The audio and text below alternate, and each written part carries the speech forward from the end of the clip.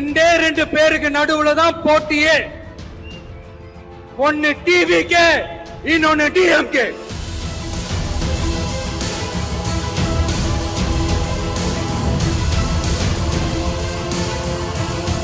Hello sir, வணக்கம் sir. Dinesh பேசுறேங்க sir.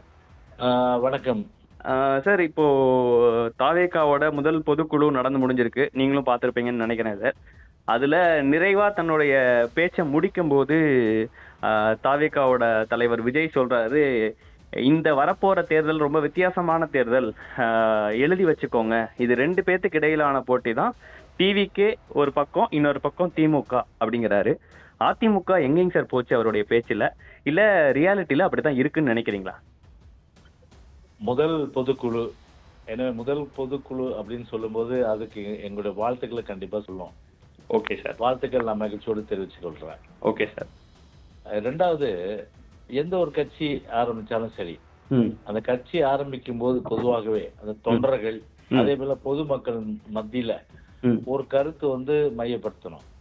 அப்ப அந்த கருத்தை மையப்படுத்தணும்னா என்ன பண்ணுவாங்க, அவங்க அந்த தொண்டரை ஊக்கப்படுத்துறதுக்கு நம்ம தான் வந்து இப்போ இருக்கிற ஆளுங்கட்சிக்கு எதிரான ஒரு மாற்று சக்தி, நம்ம தான் வந்து ஆள போறோம் அப்படின்றது பொதுவாகவே வந்து எந்த கட்சியா இருந்தாலும், நான் தாவேகா மட்டும் சொல்ல, நீங்க வந்து கடந்த காலங்கள்ல புதுசா ஆரம்பிக்கிற எந்த கட்சியா இருந்தாலும் சரி இந்த கருத்தை சொல்லுவாங்க. நீங்க வேணா ட்ராக் ரெக்கார்டு வரலாற்றை திரும்பி பாருங்க. புரியுது.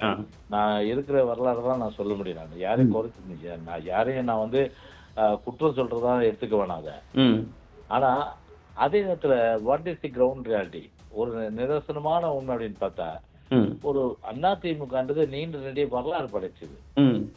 அதாவது 1972 ஆரம்பிச்சு 77 ஆட்சியை பிடிச்சி 80 ஆட்சியை பிடிச்சி, அதாவது புரட்சி தலைவர் எம்ஜிஆர் வந்து அவ்வளவு சோதனைகளுக்கு பிறகு, அதாவது எவ்வளவு சோதனைகள்லாம் சந்திச்சு இல்லையா, அன்னைக்கு திமுக அடக்குமுறையெல்லாம் ஏவி விட்டது.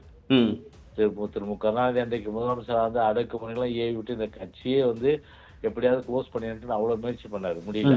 அதெல்லாம் விஜய் யாதவர்ஜன் அவர்களே குறிப்பிடுறாங்க. அந்த 5 வருஷம் அதான் அதுக்கு பின்னாடி வரேன். அது 77 ஆட்சியை பிடிச்சாரு, 80 ஆட்சியை பிடிச்சாரு, 84 பிடிச்சாரு, 91 அம்மாவுடைய வாரிசா நம்முடைய புரட்சித்தருடைய வாரிசா வந்து அம்மா பிடிச்சாங்க ஆட்சி 91. அப்புறம் 2001, அதுக்கப்புறம் 2011, அதுக்கப்புறம் 2016. புரியுதுங்களா? அப்போ 31 வருஷம் மேல தமிழ்நாட்டை ஆண்டது அதிமுக தான்.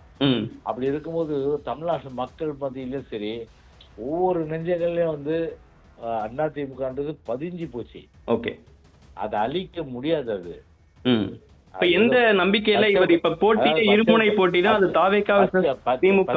பச்சை குத்துனா கூட அழிச்சிடலாம் கையில. ஆனா நெஞ்சில வந்து இருக்கிறதும் இதயத்துல ஊண்டி இருக்கிறதும் எப்படி நீங்க எடுக்க முடியும் நீங்க? ஓகே. அதனால ஒரு தேர்தல் வரும்போது ஒரு அதிமுக வெர்சஸ் திமுக தான் பாப்பாங்க மக்கள்.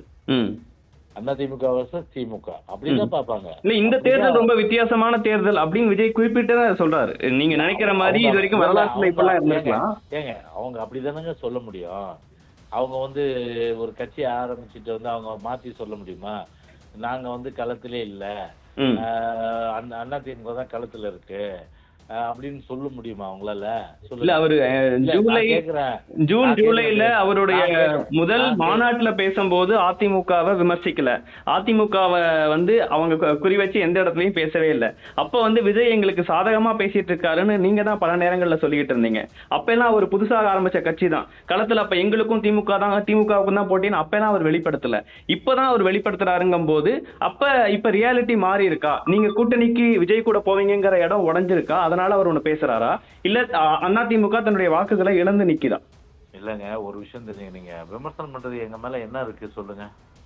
விமர்சனம் வந்து பண்றதுனால மட்டுமே பார்த்தீங்கன்னா வந்து எங்க கட்சியை வந்து வீக் பண்ண முடியாது. இல்ல, நீங்க களத்திலே இல்லைங்கிறாரு அவரு. யார் சொன்னது? விஜய் அவர்கள் போட்டியே திமுகவுக்கும் தாவேகாவுக்கும்.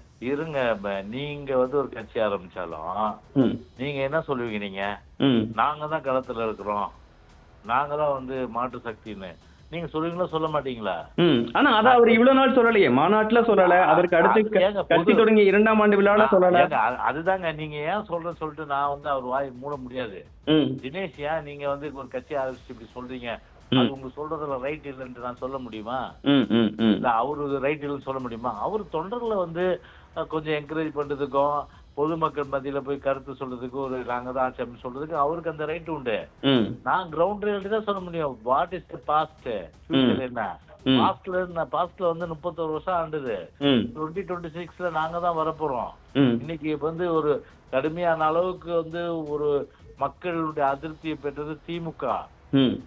மக்களுடைய அதிருப்தி வந்து கடுமையா சட்ட ஒழுங்கு மோசம், ஒரே 1 ஹவர்ல 5 இடத்துல செயின் பறிப்பு, கொலைகள் அதிகம், கொள்ளை அதிகம், சொத்து வரி, வீட்டு வரி, மின்சார கட்டணம், அது மட்டும் இல்லாம வந்து பால் விலை உயர்வு, அதுக்கப்புறம் ஒரு நிம்மதின்றது ஊடகங்கள் அடக்கப்படுது, ஊடகங்கள்லாம் வந்து நசுக்கப்படுது, ஜனநாயக குரல்கள் நெருக்கப்படுது.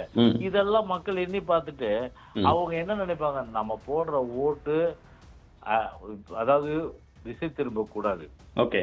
திமுக வீழ்த்தணும்னா அண்ணா திமுக தான் அப்படின்ற மாதிரி அவங்க வந்து இந்த பர்செப்ஷனை இவங்க ஏற்படுத்துறாங்களே. நீங்க அண்ணா திமுகவுடைய மூத்த தலைவரா பேசுறீங்க. அந்த வாக்கை வீணடிக்க மாட்டாங்க. ஏன்னா அந்த வாக்கு வந்து வேற எங்கேயாவது போச்சுன்னா அது திமுகவுக்கு தான் வந்து துணையா இருக்கும். அத எப்படி தமிழ்நாட்டு வாக்காளர்கள் ரொம்ப புத்திசாலிகள். அவங்க பார்த்தா வாக்குகள் பொறுத்தவரையில அவங்க வந்து வீணடிக்க மாட்டாங்க.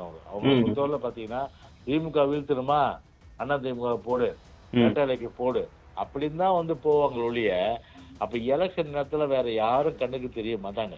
இல்ல இப்ப ஆதவர்ஜுனா அவர்கள் பேசும்போது தமிழ்நாடு வந்து பாஜகவை தொடச்சி எரிஞ்சிட்டாங்க, அதனால இன்னும் அந்த பாஜக கதையை பேசிக்கிட்டே இருக்க வேண்டாம் அப்படின்னு திமுக கூட்டணிகள்லாம் தன் பக்கம் அழைக்கிறாரு. அந்த ரியாலிட்டி இருக்குன்னு நினைக்கிறீங்களா நீங்க? அவங்க எல்லாம் திமுக கூட்டணி உடையுங்கிறத எடப்பாடி பழனிசாமி அவர்களும் குறிப்பிடுறாரு. அப்ப கூட்டணி உடைஞ்சு அது தாவேகா பக்கம் போகுமா, அதிமுக பக்கம் வருமா, இல்ல கூட்டணி உடைவதற்கான வாய்ப்புகள் இருக்கா? நாங்க வந்து கூட்டணி உடையோடன்னு சொல்லி வானத்தை பார்த்துன்னு இருக்கிற ஆள் கிடையாது. எங்களுக்கு வந்து பலம் இருக்கு இல்லையா, அந்த பலமே மக்களுக்கு வந்து முழுமையா வந்து ஒரு மாற்று என்ற அடிப்படையில் எங்களை தேர்வு செய்வாங்க. அதனால அவங்க வந்து இப்ப கூட்டணியில அவங்க இருக்கிறாங்கன்னா அவங்க வந்து சகிச்சிட்டு இருக்காங்களா இல்ல வந்து வெளியேறாங்கன்றது அது காலப்போக்கில் தான் தெரியும். அதனால நாங்க வானத்தை பார்த்து இல்ல நாங்க வருவாங்களான்றது புரியுதுங்களா? இல்ல உங்களை வந்து ஒரு நீங்க ஃபீல்டுலயே இல்லேன்னு ஒரு தலைவர் குறிப்பிடுறாரு. ஆனா அவரு நோக்கியே நீங்க ஒரு ஹார்ஷான விமர்சனங்களை இன்னும் முன்வைக்க தயங்குறதுக்கான காரணம் என்ன? விஜய் அவர்களுக்கு என்னங்க இப்போ களத்துல வந்து பாத்தீங்கன்னா நிதர்சனமான உண்மை வந்து அண்ணா திமுக இருக்குதுன்றத வந்து யாரால மறைக்க முடியாது. அது வந்து ஒரு முழு பூசணிக்கை மறைக்கிற கதையாவும் இமயமலே மறைக்கிற மாதிரியும் அது அவங்க அப்படிதான் சொல்லுவாங்கன்னு சொல்றேன். அப்படி சொன்னாதானே தொண்டர்கள் வந்து அவங்க வந்து உற்சாகமா இருப்பாங்க. இல்ல அவரு வந்து இப்ப என்ன சொல்லுவாரு, திமுக வந்து கடுமையா வந்து அண்ணா திமுக எதிர்க்குது, அதனால வந்து அண்ணா திமுக நான் பாராட்டுறேன்னு சொல்லுவாரு அவரு. அண்ணா திமுகவும் தாவேகாவும் கூட்டணி அமைஞ்சதுன்னா அது திமுக டஃபா இருக்கும் அப்படின்லாம் பேசினாங்க. அவரு ஒரு கட்சி ஆரம்பிச்சிட்டாருங்க. அவரு கட்சி ஆரம்பிச்சுட்டு அந்த கட்சியின் நலனு தொண்டர் நலனு அதுதானே பார்த்துன்னு பேச முடியும். அதனால வந்து அவர் வந்து ஒரு களத்தில் இல்லைன்னு சொல்றது ஏத்துக்க முடியாது. தமிழ்நாட்டு மக்களும் ஏத்துக்க மாட்டாங்க, எங்க தொண்டர்களும் ஏத்துக்க மாட்டாங்க. அவரு அது சொன்னதுன்னா அவங்க தொண்டர்களை ஊக்கப்படுத்துறதுக்காக சொல்லியிருக்காரு அதை. ஓகே, நிறைவா இது குறித்து நீங்க பேசலாம்னு நினைச்சீங்கன்னா, பாஜக முக்கிய தலைவரான அமித்ஷா அவர்களை சந்திச்ச பிறகு விஜய் அவர்கள் தன்னுடைய நிலைப்பாட்டுல ஒரு மாற்றத்தை ஏற்படுத்தி பேசியிருக்கிறாரா? அதிமுக பாஜக கூட்டணி கிட்டத்தட்ட உறுதியான பிறகு தன்னுடைய நிலைப்பாடு அதிமுக குறித்த நிலைப்பாடை மாத்தி பேசியிருக்காருன்னு நினைக்கிறீங்களா? அதெல்லாம் பொதுச் செயலர் தெளிவா சொல்லிட்டாரு, நான் அதுக்குள்ள போக விரும்பல. விஜயோட கூட்டணி அமையணும்னு இன்னும் நீங்க எதிர்பார்க்கறீங்களா? இல்லைங்க, இப்போ ஒரு விஷயம் நீங்க தெரிஞ்சுங்க. நீங்க அதுக்குதான் ஏற்கனவே பொதுச் செயலர் என்ன சொல்லியிருக்காரு, பொதுச் செயலாளர் தேர்தல் இன்னும் 10 மாசம் இருக்கு இல்லையா? ஆமா, அந்த காலகட்டத்துல தெரிய வரும். ஓகே, நிறைவா தாவேகா வெர்சஸ் திமுக தான் களம் இருக்கு அப்படின்னு சொன்ன விஜய் அவர்களுக்கு அதிமுகவின் மூத்த தலைவரா நீங்க ஒரு வார்த்தையில நீங்க அவருக்கு சொல்ல வேண்டிய விஷயமா என்ன நினைக்கிறீங்க? அதை மட்டும் சொல்லுங்க. ஒரு வருஷம் இது ஒரு கட்சி ஆரம்பிச்சு ஒரு வயசு இது கொஞ்ச காலம் ஆயிப்போச்சு இல்லையா? ஒரு வருஷம் 2 மாசம் ஆயிருக்கு. அதான் ஒரு வருஷம் 2 மாசம் ஆயிருக்கு. அது மட்டும் இல்லாம புதல் பொதுக்குழு. ஸோ எங்களுக்கு வந்து அவங்களுக்கு வந்து எங்களோட வாழ்த்துக்களை தான் தெரிவிக்க முடியும். அதனால எங்களை விமர்சனம் பண்ணலாம். எங்க தலைவர் வந்து தவிர்க்க முடியாத ஒரு மாபெரும் சக்தி. எங்க தலைவர் எல்லாமே பேசிதான் அவங்க தலைவர் தான் புரட்சி தலைவர் எம்ஜிஆர் பத்தி. ஏன்னா அந்த அளவுக்கு வந்து இன்னைக்கு அம்மாவும் தலைவர் நினைக்கிறாங்கன்னா அது எங்க சந்தோஷம். ஆனா அதே எங்க தலைவர் என்ன நினைப்பாரு, அவர் ஆரம்பிச்ச கட்சி தான் ஆட்சிக்கு வரும்னு நினைப்பாரு.